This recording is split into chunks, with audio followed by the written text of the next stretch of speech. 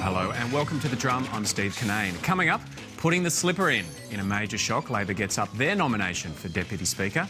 Tony Abbott accused of being a wrecker of mass destruction over his stance on pairing in Parliament. And we're putting a price on carbon make food more expensive. Our panel tonight, Miriam Lyons from the Centre for Policy Development, former New South Wales Liberal leader Kerry Chikarovski, and Melbourne, Dr Nick Economou, lecturer in politics at Monash University.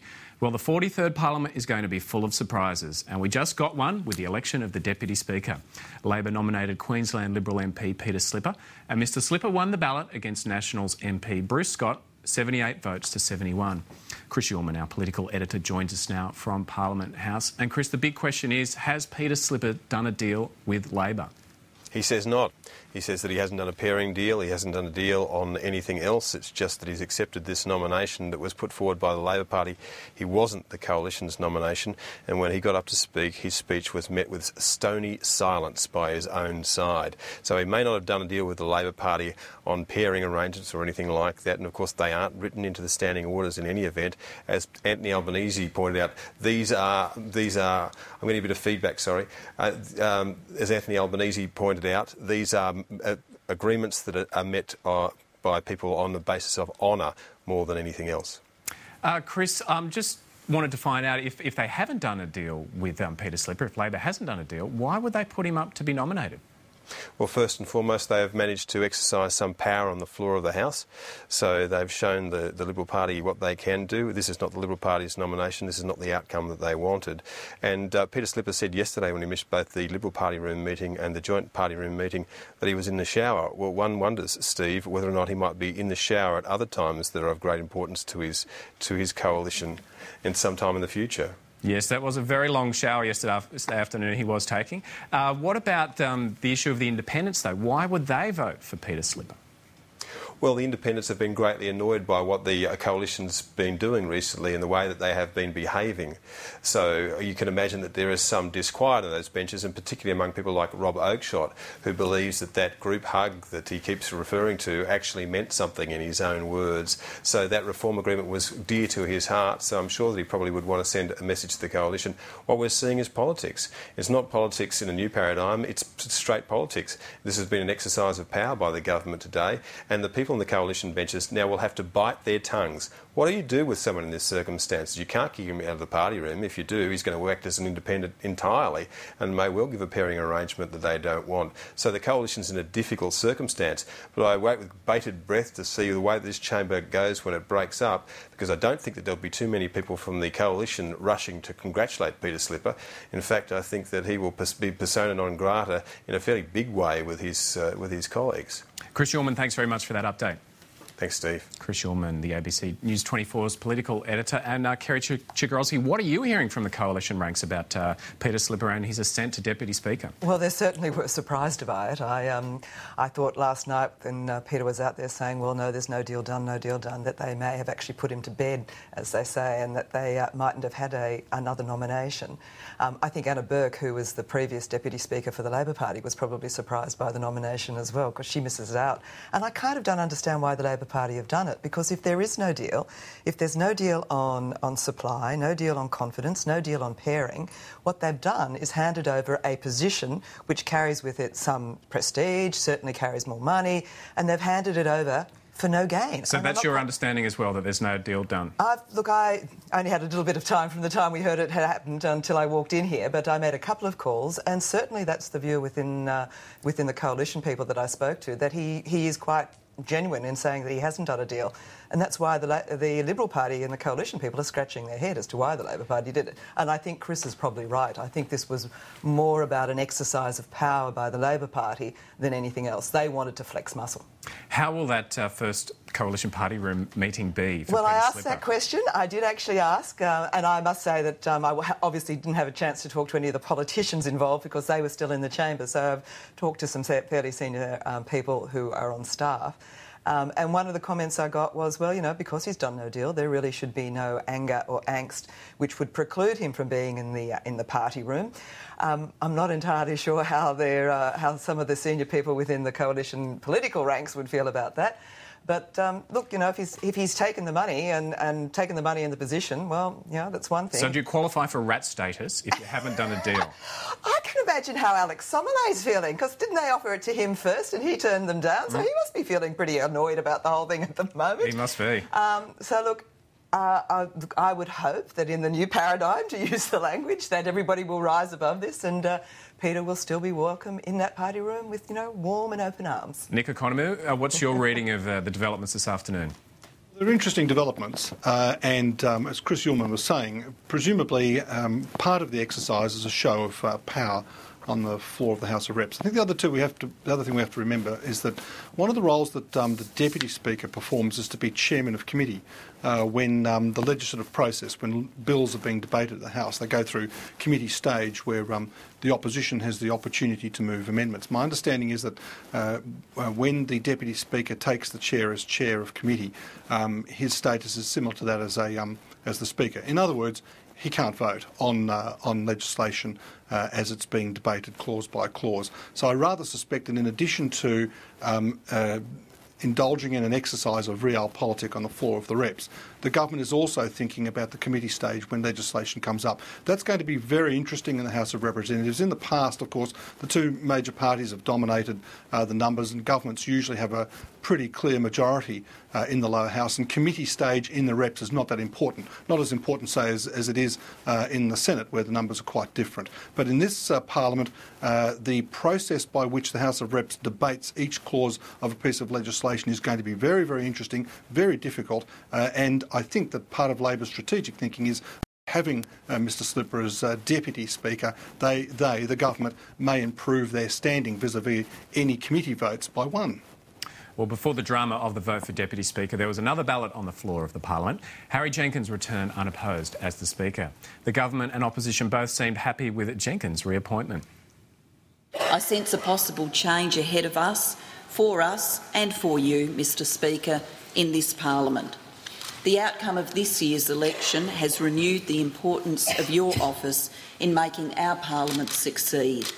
I have to say, Mr Speaker, that I never wavered in my faith that you were the best person for the job that you hold. There were weeks when others doubted.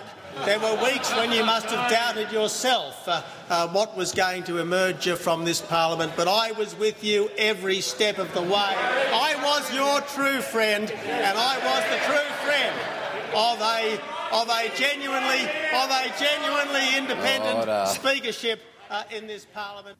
And the Manager of Opposition Business, Christopher Pyne, in congratulating Mr Jenkins, confessed the two had something of a love-hate relationship.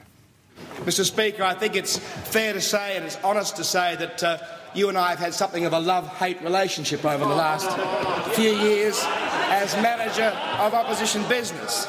I need you to love me as the Manager of Opposition Business, but I haven't always felt that love, Mr Speaker. So, Miriam, for Christopher Pyne, it's a love-hate relationship, but for Tony Abbott and Harry Jenkins, it was all love, wasn't it? And Harry Jenkins... That was a very kind and gentle speech from Tony, I think. It was, but Harry Jenkins looked so uncomfortable, didn't he, getting that love from Tony Abbott? Indeed. I mean, the whole pairing thing has been quite interesting, and it is interesting watching the, what Oakeshott described as a love begin to fray at the edges. And I do think it's a bit unfortunate that the very first part of that agreement that the coalition has decided to back away from is, a part that would have been disadvantaging to them. So, it's all about the new paradigm when you're talking about, say, reforming government advertising spending. But as soon as it comes to this issue of pairing, then suddenly, as you had Bruce Scott say, suddenly it's about the tried and true traditions, the proud old traditions of Parliament. So, Kerry, I want to come to you on this. Tony Abbott will only continue his love for Harry Jenkins if he's tough on the government. Now, they say that Harry Jenkins now has the ammunition to be tough on the government. Will that eventuate, do you think? Well, it's quite interesting because if you look at the British Parliament, of course, the Speaker is truly independent and basically, withdraws from everything and is supported by both sides.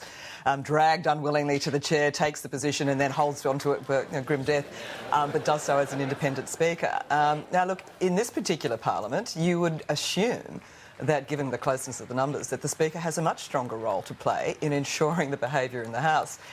Having said that, and listening to Christopher Pye, and I can't remember how many times Christopher was actually excluded from the House in the last Parliament, which is why is that love-hate relationship. But you know, I think it's going to be a different politic. Although, having said that, I'm not persuaded that it's going to be a gentler politic. I think you'll probably see that it will be a tougher job for the Speaker in many ways to maintain order. Than it is when the government has a large number in its numbers. Because, you know, if you've got a massive majority, then it doesn't really matter what the opposition's doing. But if it's that tight, then it is a very difficult thing to make sure that everyone behaves. The people who are going to find it difficult in this Parliament will be the whips. That's right. Because they're the ones who are going to have to make sure everybody turns up. That's for sure. Nick Economou, Harry Jenkins has put himself in exile, he described it as. He's not sitting in parliamentary caucus meetings and he's not deliberating on policy in those kind of meetings. Is that a good thing for the Speaker?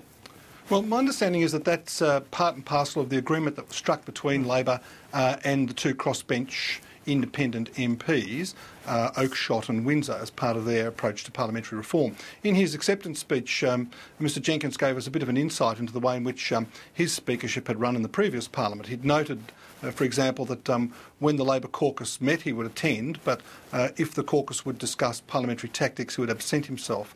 What he's saying now is that under the agreement, he will, rather like the British Speaker, to which Kerry Chikarovski was mentioning just before, was alluding to before, that he will absent himself from all caucus deliberations. He actually made a very interesting comment in his acceptance speech to his constituents in the seat of Scullin, more or less apologising to them for the fact that he would not be able to be a fulsome participant in the policy debate, because that's basically what caucus basically does after it deals with tactics, and said to them, look, you know, you've elected a Labor representative, and under the circumstances that we find ourselves in, I can't be your representative. So I thought that was an interesting dimension to his speech, and it reminds us of the other side of the problem that confronts speakers.